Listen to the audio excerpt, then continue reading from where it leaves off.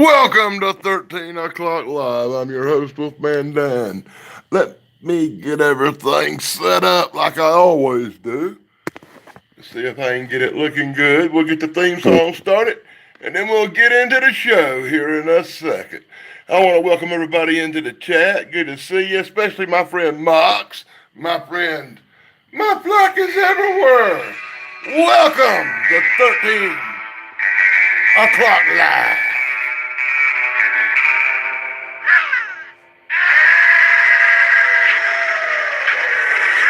Don't everybody leave at once.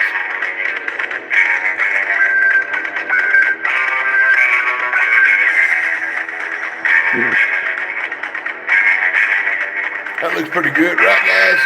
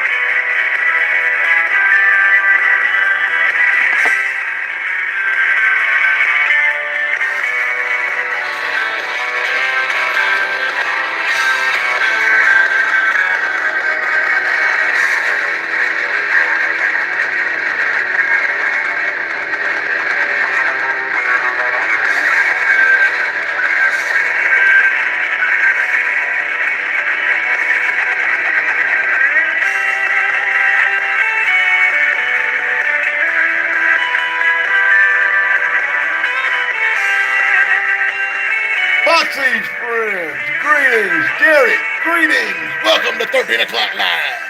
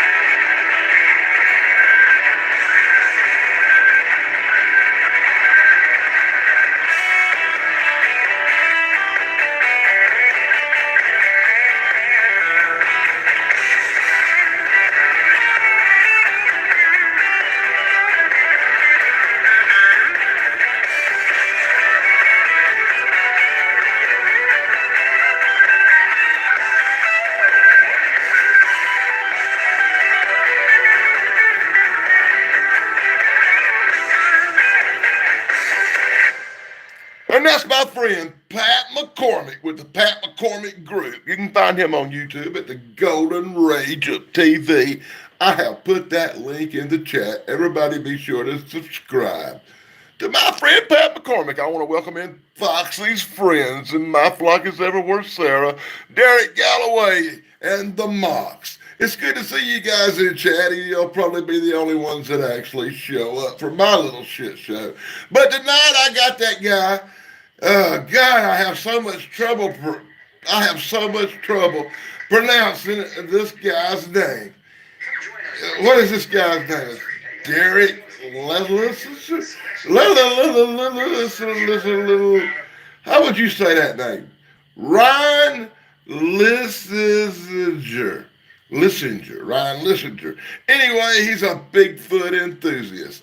He was over at the city of Lacey doing a big lecture on Bigfoot, and I thought that's what I would feature this week on 13 o'clock live. I'm your host, Wolfman Dad, and I'm going to jump right into the City of Lacey website, and I'm going to hook you up with the lecture by Ryan Lipsticker, Lip Dick Well, Sucker. thank you I so don't much, know. everyone, for coming today. My name's Marissa. I'm a museum educator with the Lacey Museum. Raise your hand if you've been there before.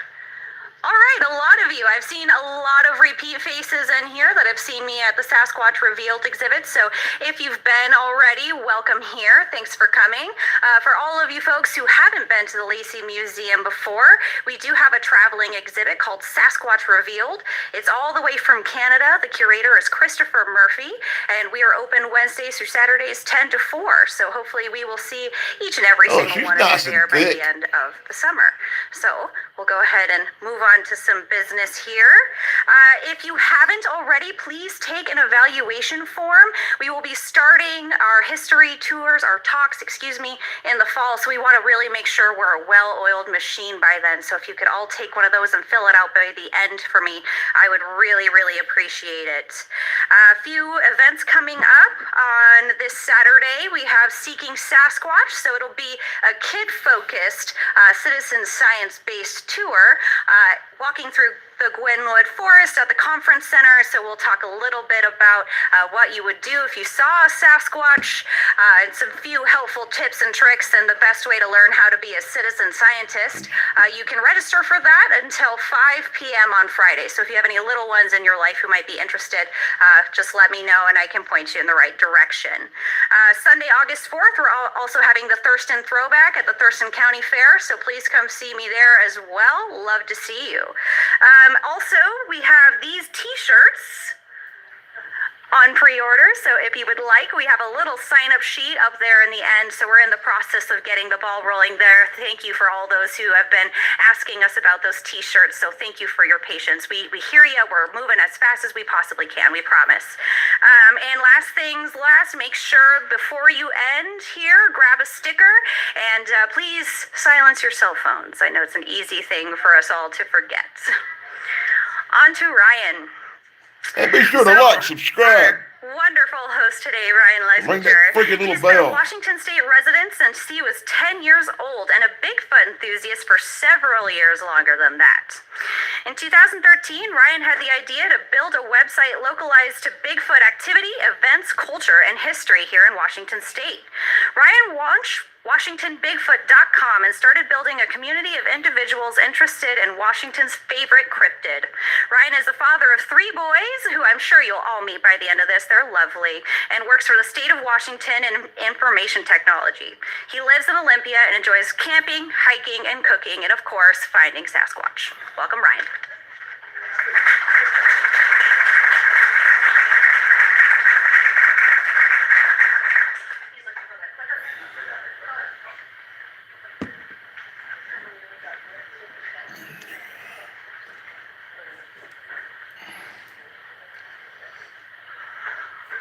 Awesome.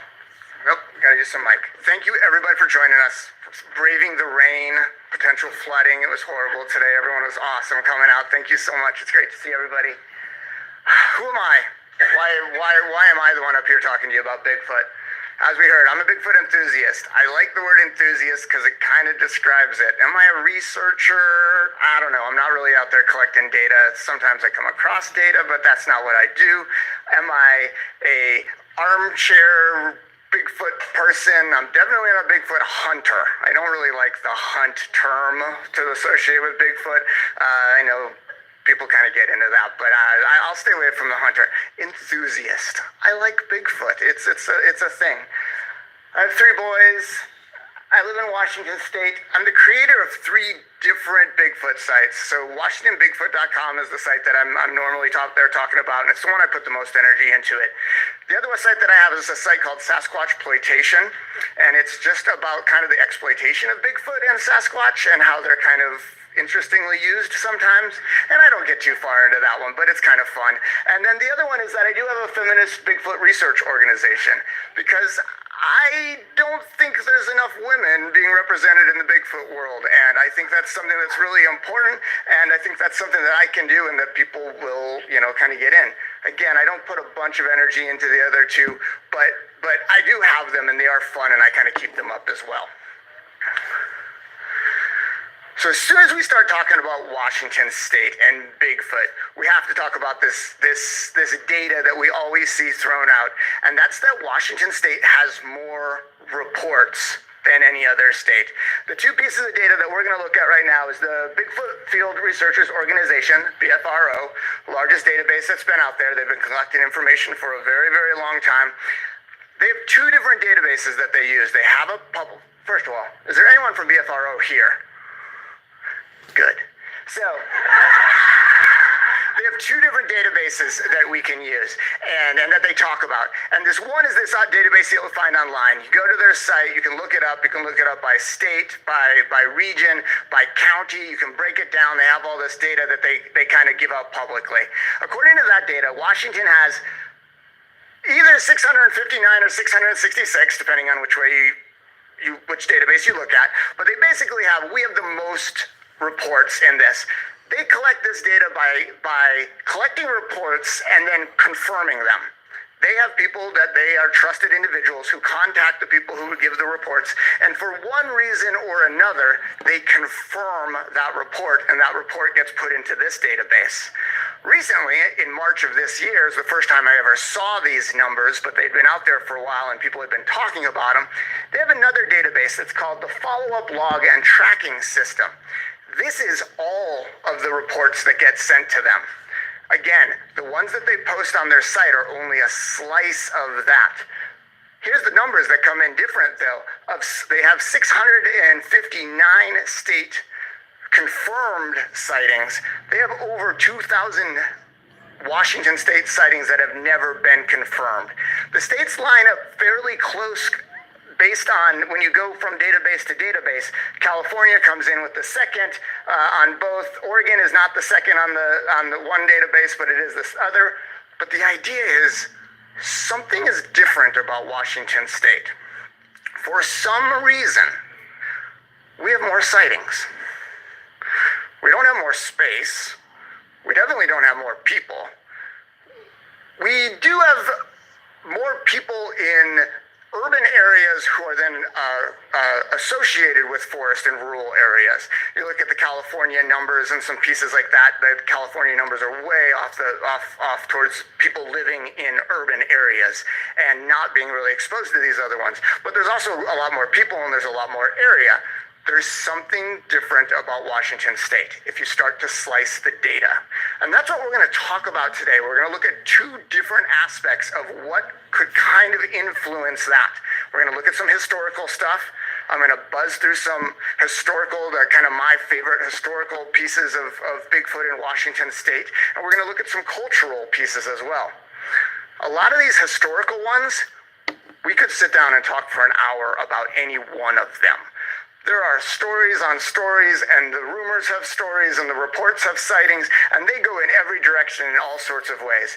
I tried to pull out some of the important information that kind of is attached to them to talk about them a little bit, to kind of anchor them in a timeline of some big events that have occurred in Washington State associated with Bigfoot. I did not tie them into other things that were going on in the world at the time. I tried to keep them very localized, and we could talk about Bigfoot showing up on TV in popularity here, and did that increase sightings here or increase the frequency of things here. I didn't get too far into that. I just wanted to lay out a timeline. So interestingly enough, Pierce County has 80 sightings reports in the public database. And this show is brought to you with limited commercial interruptions by YouTube. Public database. That's more than 26 states in the United States. That's Pierce County, and with the most. So just to give you an idea, if Pierce County was its own state, they'd be right there in the middle of the states. Why is that? What's the difference? What's these determining factors that why are these coming in Washington State so much? I don't know, but we're going to talk about some things that might be an influence in them. Bigfoot's protected in 2 counties in Washington State. I can't find another county in the whole U.S. that has protected status on Bigfoot. If you know of one, tell me. I can't find them. There's 2 counties. Both of them reference Sasquatch. The first one, the Skamania one, is kind of interesting because I will say this was posted on April 1st, 1969. Anything that happens on April 1st is a little bit suspect, but it was updated in 1984 and is actually an ordinance on the books. And you can look it up and we can look at it and all these things. It's there. That one is the one that people talk about a lot, but then after looking for these a bit, I found that Whatcom County also has a resolution, not an ordinance, but a resolution protecting Bigfoot in the county as well. Again, we're starting to look at maybe why Washington's a little different. The first European sighting I could find, there is some references I find now and then of 1947 of a gentleman talking to the indigenous people here and hearing about something that sounds like Bigfoot. The first sighting I can find itself is from a Secretary of State book that's compiled. It's called Told by the Pioneers. And it's this report that's on the side, and it's from either 1850 or 1852. The story is told by the granddaughter, but basically her grandfather would tell this story that he had encountered these things. This is the first sighting, the first report that I can find. But for thousands of years previous to that, there's tons of evidence that the indigenous people who inhabit in Washington state had this in their culture already. Words that we use, the word Sasquatch is from a Salish. There's all these cultures. There was a great exhibit up north at the Muckleshoot Casino, I think last summer, just the previous summer, that had a lot of great information about this. And there's a ton of information in here as well. But the idea is, this thing that's in Washington state did not start in 1957 with the first concept of Bigfoot, or with the Patterson-Gimel films, or any of these things as well, or even with European settlers coming here. This was already going on in our space previous to that. We're looking at something that has influenced our culture, that has kind of permeated the way that we talk and we look at things and the stories that we tell. This existed thousands of years before white settlers came here. John Muir, he climbed Mount Rainier in 1888. On researching this, I found that John Muir was actually a really horrible person. He was a naturalist, but he was not a good guy.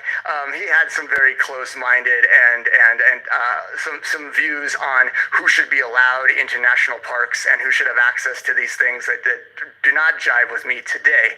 But the interesting piece that comes into that is not him himself, but his guide. His guide for this 1888 climb was a man named E.S. Ingram, who was a Seattle local. E.S. Ingram is on the books repeatedly talking about this race of individuals who live under Mount Rainier in the cave systems, and even himself saw several times what he called the old man of the crater, where he would just describe this being that sounds a lot like a Sasquatch or a Bigfoot kind of sighting. So I have a hard time believing that his guide himself, who took him up there for the very first time, did not influence and talk to Muir about these things and how this went. E.S. Ingram was very, very vocal about talking about these kind of things. So we go very far back to the 1888, those early times. The Ape Canyon 1924 report, it captures people's imaginations. And this is such kind of this landmark, amazing time in Washington State Bigfoot history. The story basically goes 5 miners go up towards Spirit Lake outside of Kelso, and they have this encounter, this overnight kind of encounter where they actually shoot a Bigfoot type creature. They are penned down inside of a house. There's rocks maybe thrown at them. There's all this drama. They somehow survive the night. They get out, they shoot another one, or however the story goes. They on their way down, they tell the story. Within several days, This is in the Portland paper. This is in Seattle papers. This is covered. Kind of cool thing, this happened 95 years ago, probably this week. They won't give an exact date, and I can't really find an exact date on it, but the first newspaper reportings on this started to show up on July 13th. So the estimates of the nights that this occurred was somewhere between the 6th and the 10th. If it happened on the 10th, it was fairly rapid to get to the newspapers in 3 days, but we are talking about 95 years ago, this sensational story that was brought back, and the story was presented at that time. It's been confirmed and kind of grown on. 1967, the man Fred Beck, who's the one miner that's been identified, wrote a little book trying to kind of I'll say probably, monetize some of the Bigfoot stuff that was going on in that time. 1967 kind of lines up with a lot of stuff that was going on. But the idea was that this story was delivered when they came down in 1924, and there are newspaper articles to deliver this. This is one of the great stories of kind of Washington State Bigfoot. It is a little violent compared to a lot of the information, but I think that's what captures a lot of people's imagination in it. And it's an interesting and great one to look up.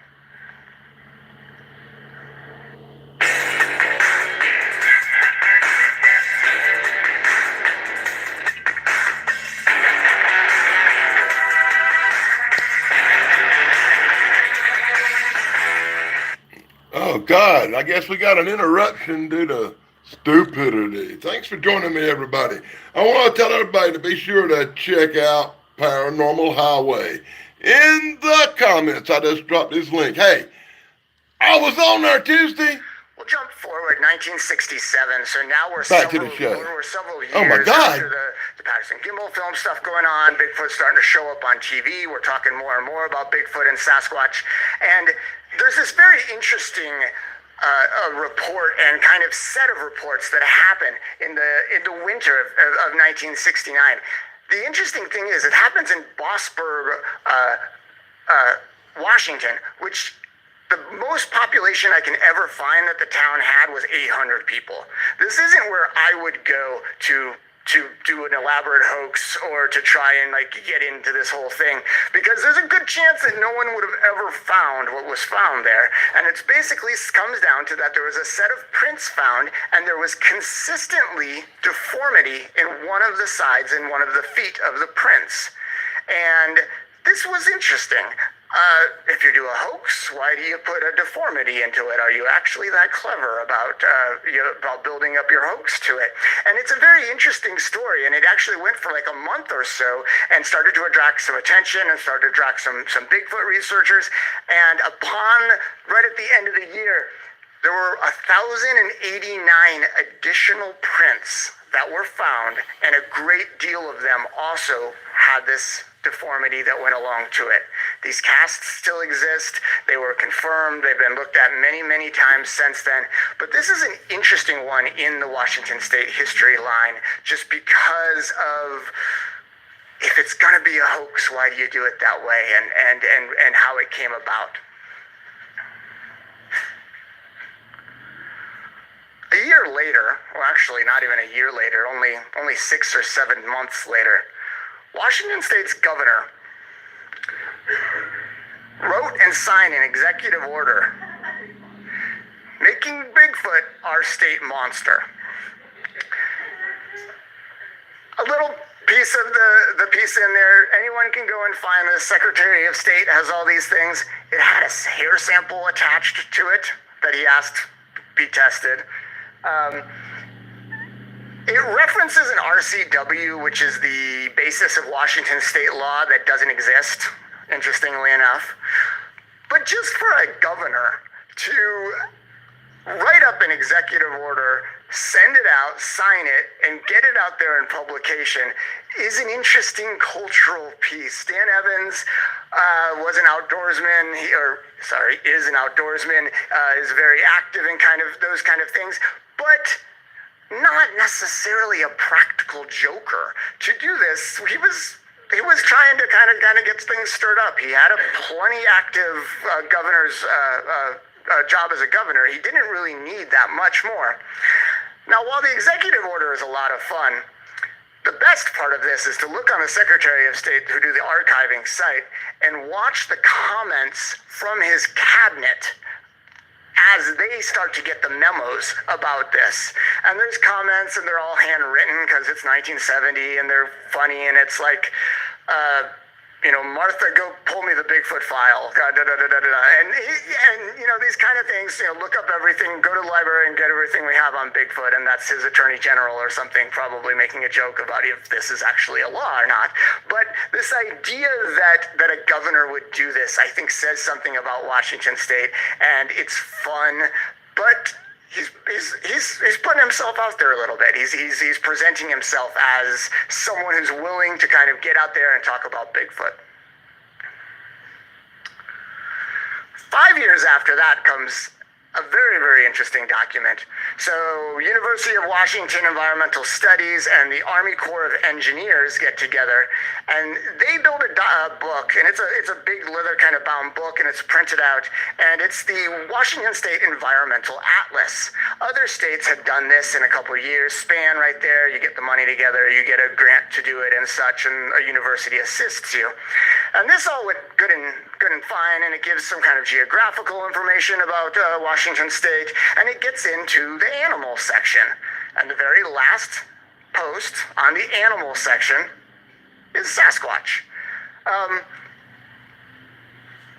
It's listed as Sasquatch as an important animal, and it makes a little joke about it a little bit, and I have a digital copy of this, and anyone else, if you contact me, I will give you the digital copy of it. It's a single half of a page on this atlas.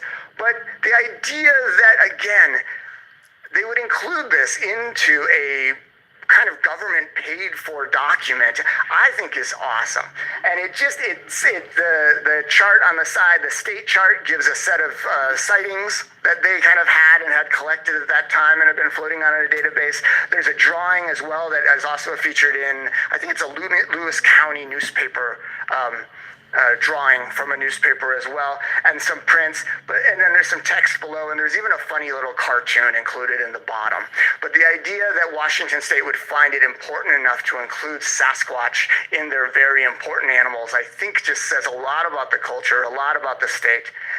Interestingly enough, some of you may have seen a month ago maybe, there was a reference, there's some FBI files that were released, and it was one of the first sets of record releases from someone requesting that the FBI test some hair and some DNA samples the person believed was Bigfoot. And this document is actually referenced in those FBI files. Those also are available online to check out if you want. But it's kind of interesting to see this document be pulled up in this kind of historical sense every now and then, and people kind of talk about it. Some people want to say, oh, it's proof of Bigfoot because the government knows. So I work for state government, and I don't really think we're hiding that much stuff. I can't say for the feds themselves, but state government, we're working hard to get stuff out the door. There's not, as far as I can tell, elaborate conspiracy theories hiding documents and pieces like that. Again, I can't speak for the feds, I can't speak for other things, but I work for state government, and I'm telling you what I see. So this is interesting. This was highly influenced by the University of Washington, their environmental studies, who kind of drove this kind of direction as well. But I think it's a really important document, and it's fun. It is at some libraries. There are some libraries, some of them have them available to see, and some of them do not let people view them just because they're not in curated state or whatever. The one that belongs to the library system that we are in, they have at least one copy, but it is locked up right now. They're working on curating it. 1980. Big event, heard all around the world. This huge eruption happens on Mount St. Helens. This is this huge thing. And stories start developing from this around the U.S., the National Guard, or the Army Corps of Engineers, kind of depending on what you're hearing in that way, that there was the disposal of multiple Bigfoot bodies. And a lot of these stories are interesting. Another one that is a great story to kind of hear it laid out, to hear kind of how the different parts go down. There are several different versions. There were people who worked for the forestry department who saw something. There was a man who saw a helicopter fly by with a net full of Bigfoot parts. I mean, it's sensational storytelling and great stuff. But the idea that there's this cataclysm, and yet we were able to work Bigfoot into the storyline is just phenomenal and amazing. I think 59 people died, and it's this tragedy, and yet there's these underlying Bigfoot stories that come out of it. And that is this kind of Washington State culture and this historical factor that we just kind of roll in. Again, if you want to read more about any of these, they're available. Go find them. We'll talk about them. I have a lot posted on the site, but understand that anything happens and we somehow are able to kind of wedge Bigfoot into the storyline. Have you ever searched for a recipe on TikTok? It has over 7 billion views. Yeah, he said no on kind of the girls, right, Mox? Jumping forward to 2000, the Skookum Cast. The Skookum Cast, Bigfoot research organization, actually was out. What do you do, girls? Filming for a series, I think, called Animal X, and I don't know if it ever was released or not, but they were actually setting up these little kind of trap-esque things to try to get Bigfoot prints and test these different things. And they came out to one of their areas, some mud, and found what they believed was a full-body print of a Sasquatch or Bigfoot that had kind of kneeled down in this kind of interesting arm, elbow, hip, buttocks kind of thing that you can kind of see laid out there next to Dr. Meldrum. And this is one of those interesting ones because we just talk about maybe footprints and maybe an occasional handprint, some claw marks sometimes come up or something to that degree. But I can't really find a lot of other near scientific type evidence of a full body print or a partial body print. And the amount of analysis that's gone into testing what this is it an elk? Was it an elk knuckle as it rolled over and tried to get the, I don't know what they were using as bait that day, Rolos or apples or something. And kind of how this went. The other piece is the cast that they pulled out of here was a 400-pound piece of plaster. It's 3.5 by 5 foot, and it's enormous, and it's gone under amazing scrutiny. And they've just looked at it kind of so many times in so many ways, and I think this is a really interesting one. It also occurred in the Skookum Meadow, which Skookum, as we mentioned a little earlier, is a indigenous word that is also often associated with Bigfoot.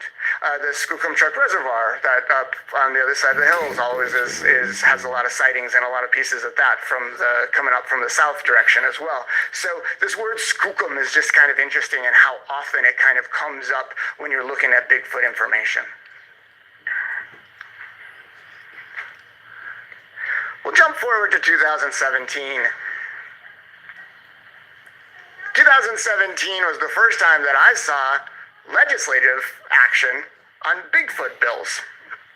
The first one came up with Ann Rivers, also from down south. She got a letter. This is the story. She got a letter, and the letter was proposing that we make Bigfoot the Washington State cryptid. The Washington State dance is square dancing. She wanted the Washington State cryptid to be Bigfoot. And she took this on. She wrote up the bill. She got a couple other senators to kind of get online with it, and it kind of went out. It went to committee and died in committee very, very quickly the first time. But it has been brought up every subsequent year since then. This will pass. This will be something that sooner or later will have a legislative session that's boring enough that we can get this through because it will be able to get kind of enough fervor around it. So, interestingly enough, also in 2018, a bill came up to make a Washington State themed license plate.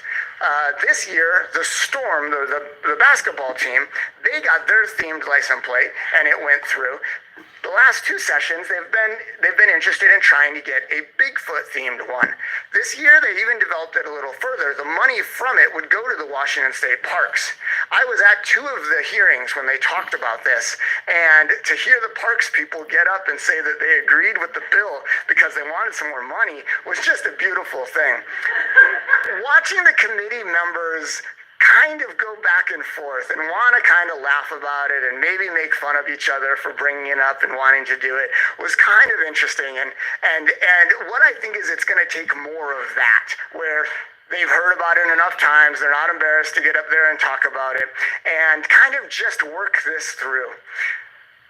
The license plate bill this year made it all the way to the Senate floor. It did not get voted on. It was available. It was in the stack of bills that they could have pulled, and they decided not to pull it. That's what happens to bills. They just die at a certain point. But the idea is, if you watch a bill and it goes further each time, and it takes a step each time, you're thinking it's going to keep going and taking these additional steps. If it could have gone out to the Senate floor, I have zero doubt that because the storm bill got passed 3 days previous to that, it would have been voted on, it would have passed, and then it goes over to the other side for them to figure out the representative side to do the same thing with. But we will have Bigfoot themed license plates, and it's going to take a few more years as long as these same representatives kind of keep going on it. I talked with a couple of them. They think it's funny, but then they look at the Office of Financial Management says, yeah, the Parks Department could pull in X number of dollars, and they say, okay, maybe this isn't such a fun thing to do, a loony thing to do, and maybe it's kind of fun. So I think this is something we're going forward. But remember, I don't know other states in the union that have Washington-themed legislative going through. There's one other one that I could find, and that was Arizona passed a bill that the colleges couldn't spend money on Bigfoot research. And that was because they had some professors doing state college classes that I think were just big camping trips. And so that's the only other kind of Bigfoot legislation I can find kind of at that level. But understand, this is going through our legislation right now. Your representatives right now are having access to these kind of things. If you ever see one, if you ever talk to one, bug them about it a little bit and make them know that this is something we would do. I ran some informal polling on my Twitter and my site and my Facebook when this was coming up. License plates were the most popular things that people wanted to see. People actually wanted their Washington State Bigfoot themed license plates. So that's kind of this history part and kind of this quick run through. This isn't everything. We could have put 6 things between every one of them that I had out here. We could have talked about so many more. I picked out some big ones kind of spanning through time with the idea that this is just part of Washington State. This is ingrained kind of culturally into the state. Another commercial brought to you by YouTube. I really need to start watching these suckers first, Donna. Not an often seen photo. In fact, I might be the only one with it. Several years ago, so Inslee has and all the governors have recently have had a Halloween party. And they had this kind of mountaineering theme, camping theme, and a Yeti, Bigfoot, showed up at the party. I honestly don't even know if anyone knew who it was, but it was kind of how it all mixed together.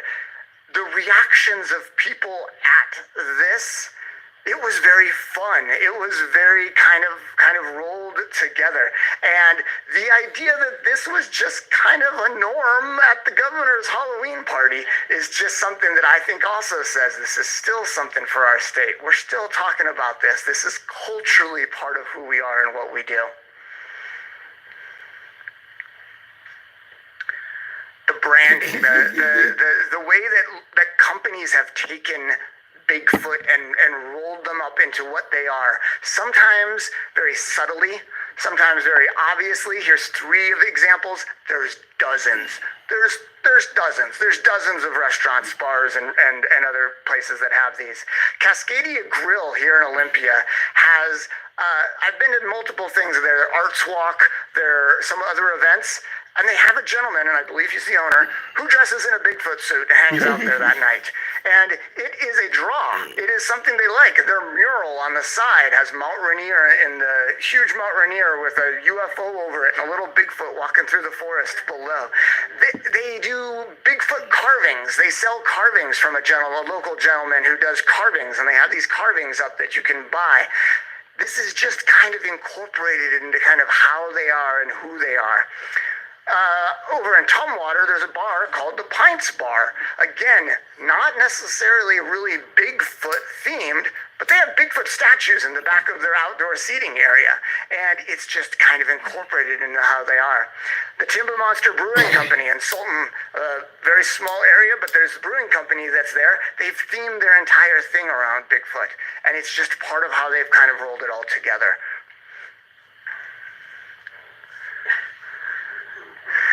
So you kind of say, okay, what is culture? How does culture kind of impact, and how do we see it, and where do we see culture kind of come through? And this is a really interesting one to kind of think about how it kind of goes through. And that's the idea that before the Sonics left in 2008, they had a Sasquatch that was their mascot, and that was just how it was. He jumped through fiery hoops and slammed basketballs. He did backflips off of step ladders and slammed basketballs. He was all over, and it was just the Supersonics, the airplane, the kind of nod to Boeing, but then you incorporate Sasquatch into it and kind of get that kind of earthier Bigfoot kind of Washington part into it as well.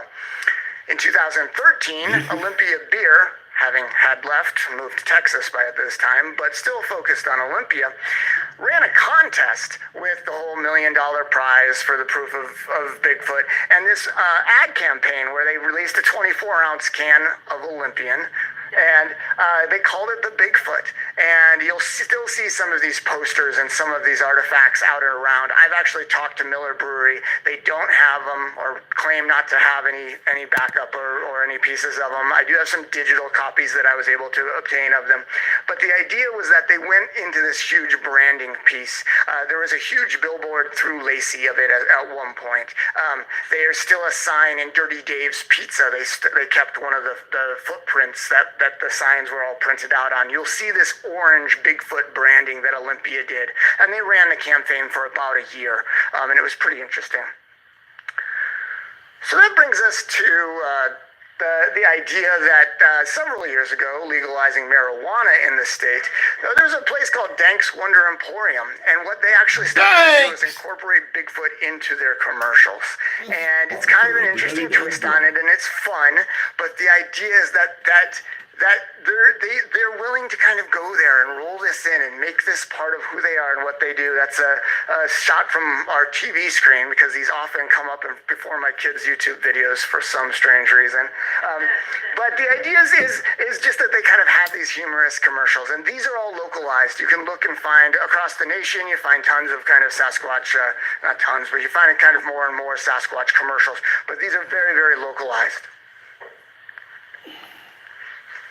Still going with the concept of imagery, this connection between Washington State and Bigfoot is something that just keeps coming up. Bigfoot State of Washington shirt, it's existed for I don't know how long. It's been out there. I've seen people wear it. I've seen multiple copies of it. But the idea that there's this bonding between Washington State, the statues and the Space Needles. I actually came back from a trip that I'd been at back east, and on my way walking back through the Seattle airport, saw these little trinkets down on the back, and I was like, oh, I'm home. You know, I just came back from Iowa, where they would have had corn and, I don't know, pigs, and now I get, now I get Bigfoot and the Space Needle. But this is the imagery. These are the two icons that they chose to represent of Washington in this. And the other one is a mug that I've seen online, but has existed for quite a while. And that's this Bigfoot Country and Washington State mug that's out there, and it has a little quote on the back. But just the understanding that the imagery, the marketing, the fact that we can sell these things. I've seen Bigfoot trinkets on the keychain list at Fred Meyer's. More and more places, you just see it everywhere, and now that we're talking about it, you'll see it more and more and more, but it is all the freak over. You know, I just realized it's 43 degrees out here. I'm about to freeze my fat butt off. Oh my God. So when I was going to one of the hearings about the Bigfoot license plate law, and I reached out to Lauren Coleman. Lauren Coleman is the owner and curator of the biggest cryptid museum probably in the United States. It's in Portland, Maine, but he has this rich background in Bigfoot across the entire nation and has all this wealth of information. And I said, Lauren, can I get a quote? If I get a chance to kind of go up there and say something, can I get a quote from you, someone who has seen all these kind of different things about Washington State? And his quote was, "The historical significance of Washington State's Bigfoot goes back to the 18th century skookum and continues up to today's crypto-tourism of Bigfoot gifts, statues, and tours." And that's Lauren Coleman of the International Cryptozoology Museum. And the other side is the list of the reports based on the BFO data that I found. The idea is that it isn't just Washington State that knows that Washington State is Bigfoot Central. This is known around the Bigfoot communities, and it has become such an interesting piece. Interestingly enough, there are very few Finding Bigfoot, a show that ran, I think, 8 or 9 seasons on TV. There are very few Bigfoot shows for theirs about Washington. They're mostly in other places, and I've asked a couple times why that is. I've never gotten a square answer back concerning it. But this idea is that people all around the United States, they know that this is kind of the central, people who are watching this as well. So it's just part of Washington State, and it's kind of just ingrained into us. And just watch the culture. It ebbs and flows. It's had its times when it's been popular and less popular, and we're at a time right now where I kind of keep always thinking, oh, the bubble's going to burst and we're going to have less and less of this. But I think 50 people showed up to hear me talk about Washington Bigfoot on a rainy Wednesday afternoon, and I don't think we're even near the bubble bursting. I think more people are talking about it, and just kind of it's fun. It's funner to kind of talk about and believe than to have kind of any other stances on it. So people ask me if I believe in Bigfoot. I say, what was the quote? The gentleman asked me. The gentleman said, "I've lived in Washington for 20 years. I've never seen Bigfoot. I go out all the time. I go out looking for it all the time." And I said, "Really? I see Bigfoot all the time. We have dozens of conferences across the United States. We are across Washington State. It's incredibly popular. I see it in our commercials. I see it in our history. I see Bigfoot everywhere." And he gave me like an LOL or maybe a curse word back. But the idea was that it is part of who we are and part of kind of Washington State's history. If you take any photos, if you want to talk, join in, let's talk. WashingtonBigfoot.com. We're on Facebook, we're on Twitter, we're on Instagram. You can email me and we can talk at any time. I've kind of developed up a tag. My goal of this is just to get people who are interested in Bigfoot and who hear and see and want to kind of curate the ideas and kind of go forward and kind of share and kind of understand what they are. There's people who just want to read a book. There's people who do week-long camping adventures. There's people who want to go out and do casts and want to know how to do those. There's people who do all sorts of different parts. And I don't think any one of them makes us less interested or less passionate about Bigfoot. And so just to kind of understand that whatever it is that interests you, just kind of dig into it, and there's so much Washington State Bigfoot out there, and just to enjoy it. That's my presentation for the day. And I hope you enjoyed that presentation by Ryan, whatever the blue heck his name was, Lip Sinker, Lip Freaker, I don't know. He's got the worst last name that ever existed. Hey, we're going to play a song and we're going to chill out for a minute, and I'll be back with some more Sasquatch, Bigfoot in Washington stuff. So hang around.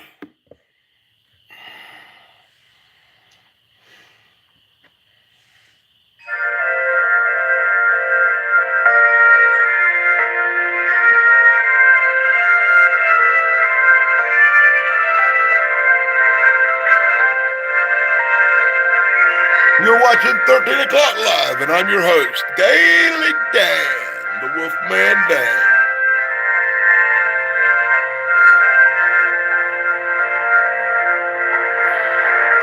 Special thanks to my friend Mox for keeping us caught up with all the wrestling news.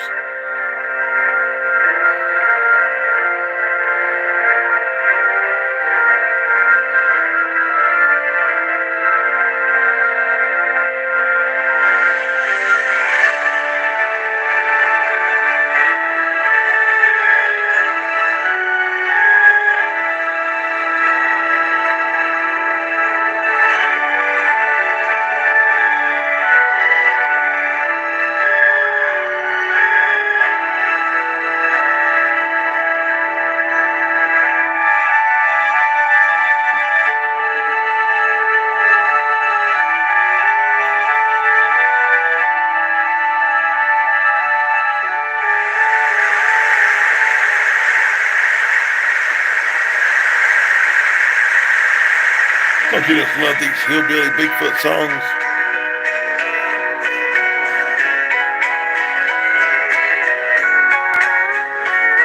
You came down from the mountains where the crystal waters flow. No reason to consider company might show.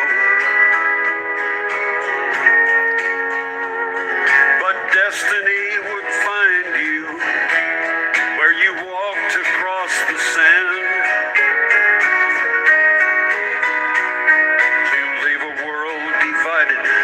Did Roger film a Bigfoot or man? Where are you now, Hattie? And are you with us still? Split in two, has not forgotten you. I doubt we ever will. Do you still go down to Bluff Creek, where the cowboys came that day? Where are you now, Hattie? Where are you today?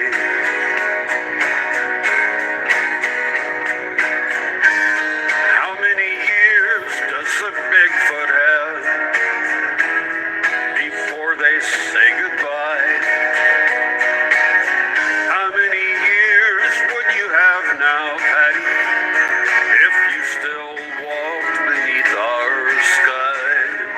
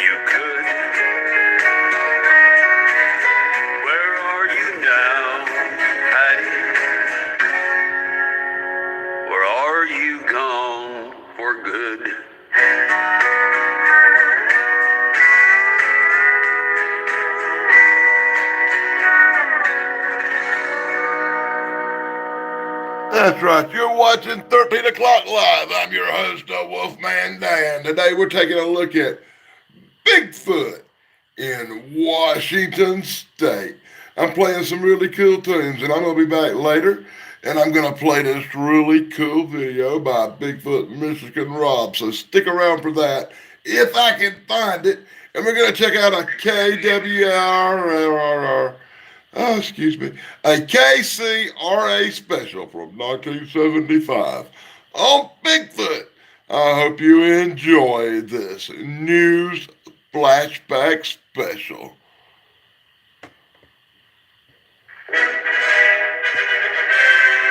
And hopefully it won't have no commercials in it.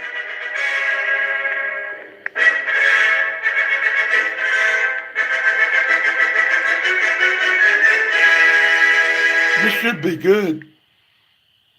What was once a major trading center for various Northwest Indian tribes has changed a good deal since Lewis and Clark paddled down the Columbia River in 1805. The Dalles, Oregon, is now a rather prosperous community of 11,000 just east of the Cascade Mountains. It's hot in the summer, and it's cold in the winter. But agriculture, new business brought in by the Dalles Dam, and family roots seem to keep the conservative little town rolling along. The townfolk are really quite ordinary people. They get upset easily over things like fluoridation, leash laws, and higher prices. At first glance, the Dalles, Oregon seems to be just another ordinary American town.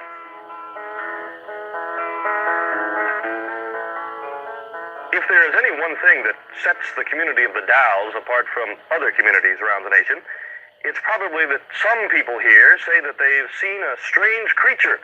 The creature weighs up to 800 pounds and stands even up to 8 feet tall.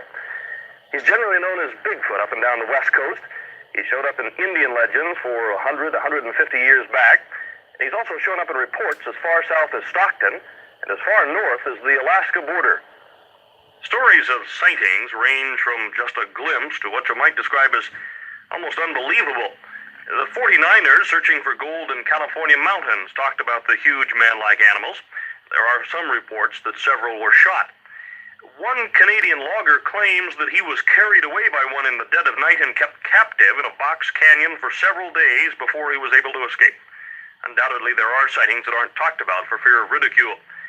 In recent years, there have been flurries of reports, most a little more believable than the Canadian logger. The last reports came around 19 months ago in the Dalles. Since the best place to get information in a small town is the newspaper, we visited Jim Weeks, managing editor of the Dalles Chronicle. Like many newspaper editors, he is highly skeptical of what seem to be exaggerated or fabricated reports. Well, we have gone out to these areas ourselves and have checked around, and we haven't come up with any evidence ourselves. We go by what we're told on these things. Unfortunately, we aren't there when a lot of these things happen. And because of the nature of the subject itself, some people who do know something about it will not come forth and talk. How do you personally feel about Bigfoot? I really don't know what to feel about it. I would think that because we don't see Bigfoot does not in itself mean that he isn't there. I'm in the woods quite a bit and hike a lot of mountain trails, and there are lots of animals that I know exist there that I don't see either. Even though the Dalles Chronicle has not run much on Bigfoot, the people of the community know about the creature, and everyone has an opinion. I don't believe there's such thing. I've been in the woods too much, and I've never seen anything that looked like it. Oh, I don't know. I believe he's there someplace. I believe there's more than one. And it's kind of exciting. Well, yeah, he exists all right, but I can't hardly believe it. But I think some of it, I think, is kind of sort of exaggerated. Well, I don't know. I think it's just all hooey myself. From we've seen and heard in this area here that there certainly is something to it. Oh, I think it's for real. A lot of people think that it doesn't make sense and it's all phony, but I believe it. I don't think it has that such thing. I think he's here among us. I personally, it's hard for me to believe that there is such a thing, but then I wasn't a witness either. But this man I know who apparently saw him is a man who is as sane as I am, or as sane as you are, and he swears up and down there is, so who's to say? About 80% of the folks we talk to in the Dalles seem to feel that Bigfoot actually does exist, which makes me kind of wonder how you feel about Bigfoot. Well, whether you're totally committed or not, perhaps you should wait for tomorrow night, when a young man tells us what happened to him one dark night 4 years ago. It just might influence your thinking. Terry Richard, KCRA News, out here in Bigfoot territory.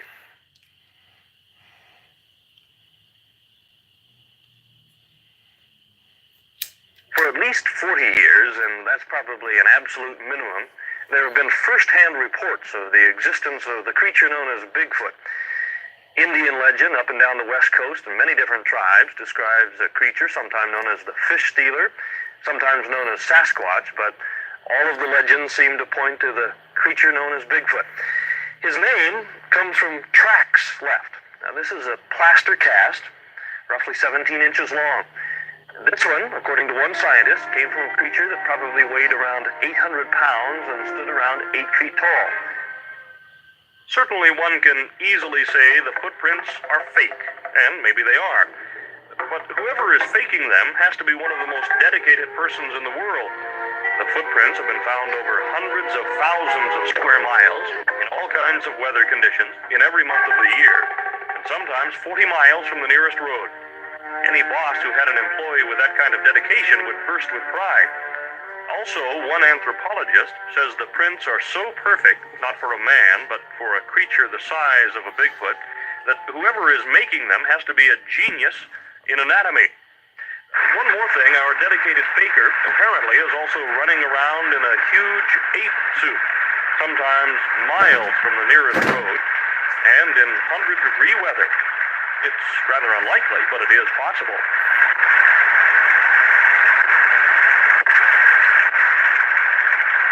One young man who says that he has seen Bigfoot and says it was not a man in a suit will probably be a believer until he's laid to rest.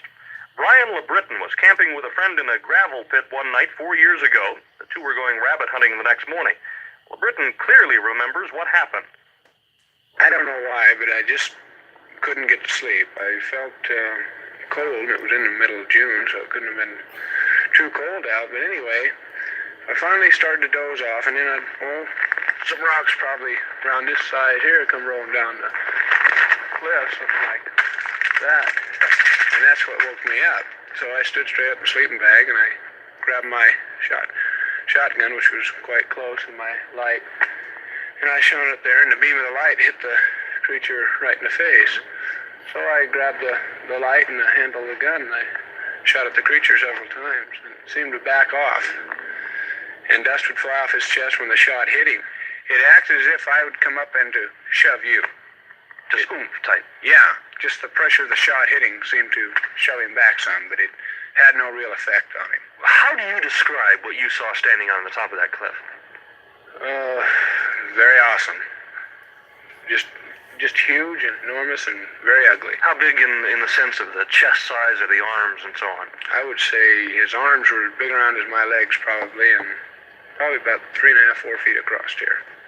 Very large. And how tall? Anywhere from 7 to 8 feet. Will anybody ever convince you that what you saw didn't exist?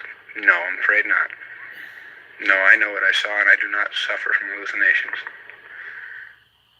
Over the past 5 years or so, some 16 people, including Brian LeBritton, claim to have seen Bigfoot around the Dalles. Each time a reported sighting reaches the Dalles County Sheriff's Office, Deputy Rich Carlson goes out to investigate. And that's somewhat unusual, for most law enforcement agencies simply dismiss reports of sighting out of hand. But the Dalles Sheriff's Office has a different attitude. Well, we take the position that we haven't really gathered any physical evidence to really indicate that there is such a thing here. But you do go out and investigate, though. Yes, sir. And what do you do when you go out if you hear of a sighting or tracks? We interview the people who made the sighting. We go to the site itself and try to gather evidence, which we've done in the past right up here at Crates Point. Now, you've seen some of these footprints. What do you think? I don't know what to think, but I did see what appeared to be footprints in the dry grass. But due to the rocky area we have here, it was unable to get a cast, you know. Now, you've talked to a lot of the people who Yes. say they've seen it. Yes, sir. They seem really reliable. They know what they saw. But law enforcement people are not the only ones investigating reports of Bigfoot. Over the past half dozen years, a corps of dedicated, serious Bigfoot investigators has developed. With the backing of 3 wealthy men, one investigator is roaming the Pacific Northwest to try to find answers to Bigfoot. Tomorrow night, meet Peter Byrne, former professional hunter in Africa, conservationist, and now devoting 3 years to the search for Bigfoot. Terry Richard, KCRA News, The Dalles, Oregon.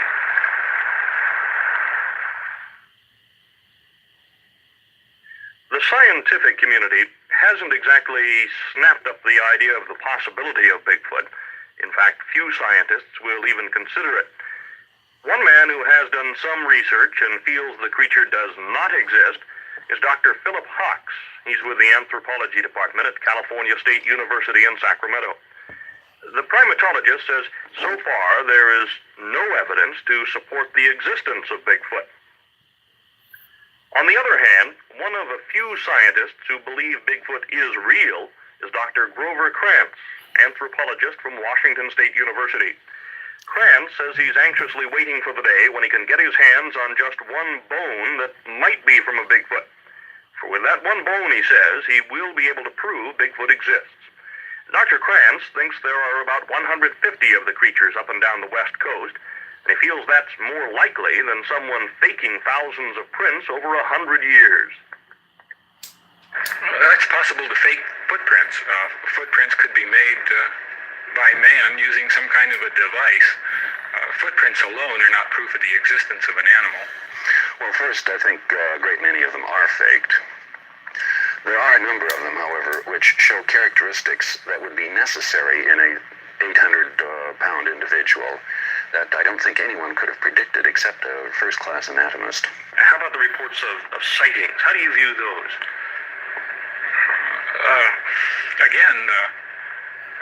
People see things, many things. You have even 3 people watching a single event may give you 3 different reports on it. Flying saucers are sighted regularly across the country. We have people that have gone for rides in flying saucers. I don't think that the majority of the scientific community believes that flying saucers are visiting the Earth. I think a lot of them are legitimate, and a lot of them are fanciful, imagination, and outright liars, of course. But I think perhaps half of them are real sightings. If 1% is correct, that's enough. That means somewhere between 5 and 8 people saw it. And if one person saw it, and if it's really true, well, that proves the animal. Now, I estimate that there may be something like 10 times as many people who have seen them than have been reported. So the number of sightings actually numbers in the thousands, probably. Why is it that apparently the scientific community is not investigating this? If there is anything that appears to be evidence, wouldn't it be their duty to go ahead? Well, there are reputable people that are looking for Bigfoot or the Yeti that lives in Asia and have been for at least 50 years. Every bit of evidence that was at one time considered to be concrete, skins, skulls, and so on, have all turned out to be those of bear or leopards or something else. And so a reason for not investigating it was that it has not yet been conclusively shown to exist. Something that is unexpected or unusual requires more proof than something that is more normal. And a giant hairy hominid is about the most unusual thing. Therefore, people just assume that it couldn't possibly be. It requires more proof. What is your basic argument that you think that Bigfoot doesn't exist? Well, speaking as a primatologist, I feel that Bigfoot would have to have certain specializations to live in a cold, even a subarctic climate in some areas of the world where this type of animal has been reported, that are not seen in primates. Animals that live in this environment usually have a very heavy and double layer of fur, which no primate has. All of the living apes and all of the fossil apes that we know of lived in the tropical environments of the world. Man is the only animal in this class that has been able to move out of this tropical environment, and the reason for this is man's culture, clothes and fire. Have you come to the conclusion that it definitely does exist? Well, I would almost state that. I would rather say that I can see no possible alternative, and therefore I conclude that they do exist. There really isn't much proof that Bigfoot actually exists, but then on the other hand, there isn't much proof that says that he doesn't exist. And all the speculation will probably continue until one of two things happens.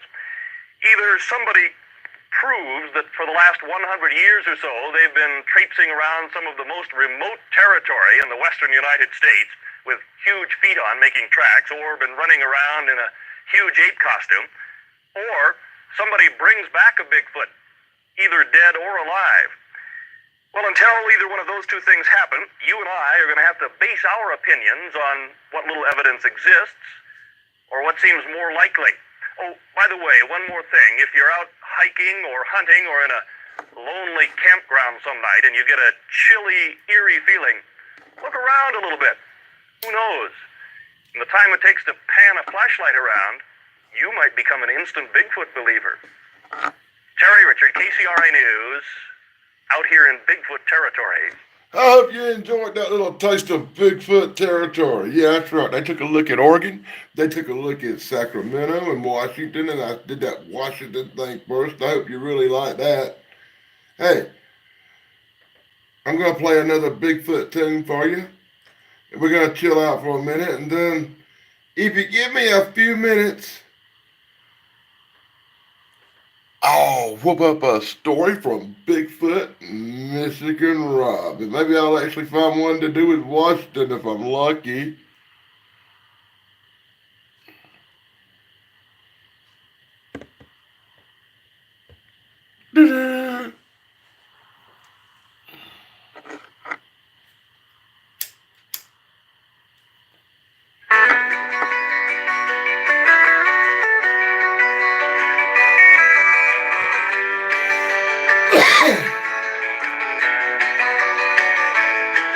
Have you ever walked a trail thinking you're alone, then wondered at the footfalls echoing your own? Did you notice then that not another creature sound was heard, that not a thing was stirring, not even one small bird? So you stopped, looking all around, but there's no one there. Did you hear a tree limb breaking somewhere out of view, or speech you didn't recognize for a second, maybe two? Again the silence settles in and you question your own mind. You may think imagination, but you could be wrong this time. So you stop, wait, and you don't realize you've come near the forest people. They who walk the unseen land, ever near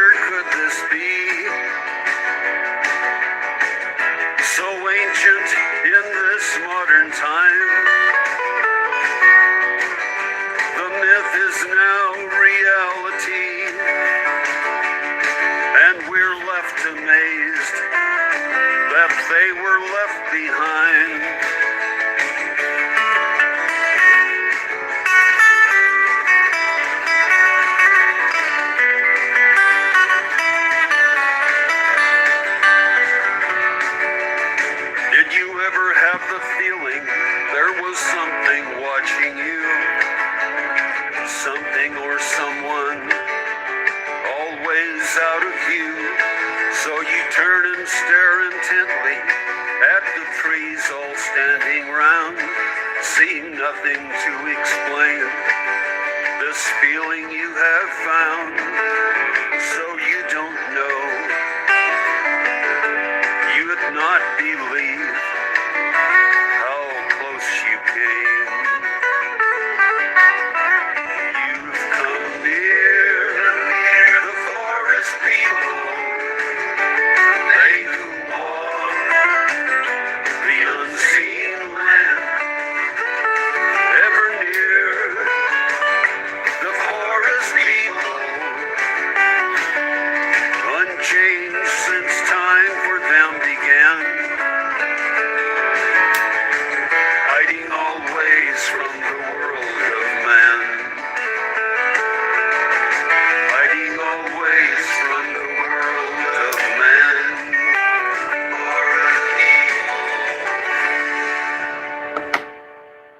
Forest People by Lenny Green. I hope you enjoyed that. I want to remind everybody to be sure to join me on my Tuesday night show, The Witching Hour, which is something a little different than what you're seeing here tonight. Here lately on The Witching Hour, I've been showing some really cool old episodes of In Search of. And I don't know if everybody's been enjoying that, but I'll probably do another In Search of run next week, and the week after that, I'll do something a little different. I'll do maybe a special Halloween movie. What do you think about that? Any recommendations for the Halloween movie I should do, in case you're wondering? I've been looking for a Washington State Bigfoot encounter from Bigfoot, Michigan Rob. It took me a minute to look it up, but I found it. And that's what we're going to do. As soon as these stupid commercials play through, I'll start up something from my man, Bigfoot, Michigan Rob, as he's talking about the Mount Shasta Bigfoot encounter. And be sure to check out Bigfoot Michigan Rob's channel. That link will be in the chat really soon. And be sure to check out his book, True Cryptid Encounters, that just come out. Hey, I got his new book, and it's awesome. Hello, everybody. It's me, Bigfoot Michigan Rob. It's Friday. It's December 16th. How are you? Subscribe to Bigfoot Michigan Rob. Please share me out. I got to tell you, my encounter stories, they go 8 to 10 minutes long usually. Because that's about everyone's attention span. This is probably going to go 12 minutes, and I'd have to tell you something. Please listen all the way through. One of the best encounter stories that I've gotten. In fact, I had to rewrite a little bit of it and edit it down because it's just, this rolls. This rolls on and on and on. But again, keeping you folks in mind, I think I did a good job with this. You're going to enjoy it. Please subscribe to the channel. Merry Christmas. Mount Shasta Bigfoot. Mount Shasta, California. Hello, Rob. My name is Rick, and I love your subscriber encounters. In fact, it was you that spurred on this letter that you can use, and I urge you to share it. I have lived here for the past 15 years. My location is between Lake Siskiyou and Castle Lake Campground. I am somewhat of a loner, and where I live, you just can't beat it. Beautiful views of Mount Shasta in the background. The surrounding wilderness is all that I need. In a strange way, it keeps me alive for these past 15 years. I just turned 60 last fall and have not seen or heard from any of my family or friends during this time span. I am so lost in this world that I can't even tell you who is living or dead amongst my friends and family. I know, I sound like an odd bird. Kinda, Rick. The fact is that I am. But I'm not alone. I built a 1,500 square foot cabin, a log cabin, Rob, with a spacious bottom floor with the second level rising 10 feet above the ground with a wraparound deck. I have views on a 360-degree turn. I have a very powerful telescope atop the deck with a high-resolution camera built into it. It helps get great shots of Mount Shasta and the wilderness that I live in. I was never in a big hurry to build my cabin. It took roughly 2 years to complete, as I would travel back into the town past Lake Siskiyou to stay with my really only friend, Ron. In fact, Ron owned a construction company, and off the books, he and some of the employees helped in the construction of my log cabin. During the travels back and forth during this time period, I never paid attention to the wildlife, but it was there. You name it, we got it here in Shasta. From small ground rodents to massive elk and hawks to bald eagles taking flight in the sky. In year 3, I officially moved in. As I mentioned earlier in this letter, I spoke of never being alone despite being a loner. I felt at ease with Mother Nature and all the calls of the woods and the squawks of the magnificent birds of prey hovering above. But soon I would find out it was not just the feeling of being one with Mother Nature that made me feel this way. It was something else, something lurking deep in the woods that was watching me. Not to sound redundant, as I mentioned earlier, this feeling almost immediately started in that 3rd year. It was kind of odd, and I could not put a finger on it. I just felt out of sorts of some, yet did not feel threatened or scared, just different. This same feeling lasted for another 3 years, and I grew accustomed to this odd feeling, and it became part of my life. Starting that 7th year is when it all changed. That year, I bought 3 Alaskan Malamute pups. Being a fan of the Three Stooges, I appropriately named them Larry, Moe, and Curly. The first 6 months raising my pups was a delight. I had plenty of room for them to roam my property to exercise, frolic about, and play. They were so rambunctious that they would wear me out on a daily basis, in fact, where I had to go take a nap. Then, one stormy night, I heard the most robust howl and roar that seemed to literally shake my 1,500 square foot cabin. I had attributed this to the thunder at first. Larry, Moe, and Curly almost immediately cowered, tails between their legs, and dashed underneath my dining room table. We had been through thunder and lightning before without a stirring from my dogs, but this was different. My pups were shaking. This is when I fully realized that this was not the sound of the weather, but something massive and close. I felt unnerved for the very first time in 7 years. The weather cleared, and that thunderous vocalization, which once only bellowed once, made me feel a bit more comfortable, as again, I did not hear it again. Yet my dogs still would not leave from under the confines of the dining room table. I always talked to my dogs like they were human and assured them everything was okay, and I left the cabin to scout about my property. About 50 yards to the south, I was astonished to see a set of huge, human-like footprints. I was so amazed that I rushed back into the cabin to grab a tape measure.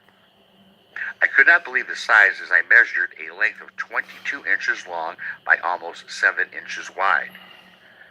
The most bewildering part was the impression had 5 distinct toes. This was indeed an actual footprint. I almost immediately thought, this has to be Bigfoot. I have always known of the possibility that these creatures exist. I even heard the tales over the years with my monthly trips back into town to get supplies, but never really thought much of it. Like most, I imagine and continue about life. My mind started to wander as maybe Bigfoot does exist, and maybe that was the source of my feelings of being watched.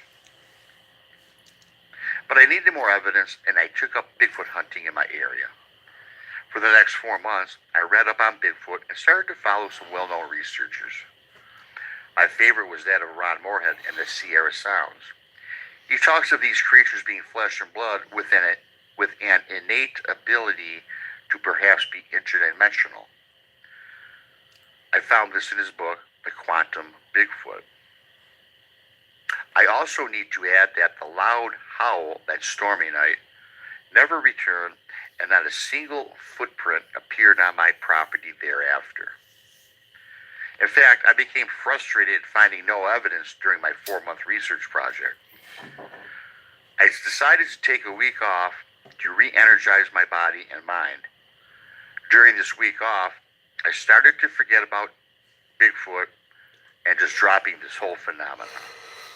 Then one night, around 6 p.m. on a very clear and calm evening, the thunderous roar returned and it seemed closer. My pups, now about a year old, rushed beneath the dining room table as they did during the previous storm. I looked out onto my property where I thought the roar came from and saw nothing. I then petted Larry, Curly, and Mo, and went to the top deck where my telescope was to scan the area. Being that this was much higher, I hoped to get a glimpse of something. I panned the tree line for 15 minutes or so and saw nothing. Then, that thunderous roar came again. I believe I pinpointed the direction of the howl and swung my telescope in that area. Again, nothing. I turned back and headed downstairs to check on my Malamutes, and before I get to the bottom of the staircase, all 3 dogs started howling like I had never heard before. But their howl was that of fright. Not knowing what to do, either check on my dogs or run back up to my telescope, I decided I needed to run back upstairs. Earlier in this letter, Rob, I made mention that my deck is 10 feet above ground. When I got back to the top of the stairs, I went straight to my telescope. I stopped dead in my tracks. A huge, human-like figure's head was just above the top railing, staring in at me. Mouth agape, exposing frightening teeth, animal-like teeth. It was covered in dark hair, and despite looking human, it had the look of an animal as well. The eyes glowed yellow and seemed to look right past me. I am in shock. I can't move. Then the beast turns towards the wood line and sprinted back into the woods. I got my senses together, checked on my terrified dogs, and ran outside. When I get outside, I don't see the creature, but I found a set of tracks streaking towards the wood line. They were the same 22-inch tracks, and they had an amazing 6-foot gate between them. The tracks were not side by side like a human, but followed more in a straight line or a straight pattern. I followed the tracks at least 50 feet, then to my surprise, the tracks literally stopped. They vanished. They vanished a good 100 yards before the tree line. Where did they go? Is this possible? I said aloud. I remember reading in Ron Moorhead's book about Bigfoot being multi-dimensional, that can disappear. Did this occur? 8 years have passed since that night, and I go looking for this creature with no success. The howls have stopped, no tracks, and the dogs seem at ease. I guess I am lucky that nothing else has happened. To this day, however, I still look for that visitor. I must admit, I am unsure if I want to see him again. Thanks for this, Rob. Regards, Rick. I'll be damn, Bigfoot Michigan Rob. You give me a chill. You give me a hair on the back of my neck standing straight up. What do y'all think? Was that a good little Halloween story from my man Bigfoot Michigan Rob? I dropped his link in the chat, and everybody should be sure to check out Bigfoot Michigan Rob. And I want to give my buddy Mox a special shout out. Hey Mox, thanks a lot for dropping all them comments in the chat. That really helped. Hey, everybody be sure to check out Corey's comedy channel. I dropped his link in the chat. If Corey, you want to drop your link again, feel free, my brother. You know, we show and grow here, and I appreciate everybody for joining me here tonight. And I'm going to finish out tonight with my little theme song. And be sure to join me next Saturday for 13 o'clock live. Down in South Carolina, way down yonder, there's a big old critter that likes to wander around my backyard sometimes late at night. Well, it ain't no beaver, bobcat, or bear, 'cause he's 8 foot tall and covered in hair. And the first time I seen him, he give me quite a fright. Well, he eats from my garden and pees in my grass, and he stings like a skunk mixer grizzly bear ass, and he scares my cats when they smell him come around. Well, he spends his time peeking around trees, and he thinks what he wants, and he does what he pleases, like scratching his butt and making a grunting sound. Sasquatch, Sasquatch, knocking on the trees, chucking rocks and screaming like a troop of chimpanzees. Sasquatch, Sasquatch, running around my place. Are you the missing link, or are you from outer space?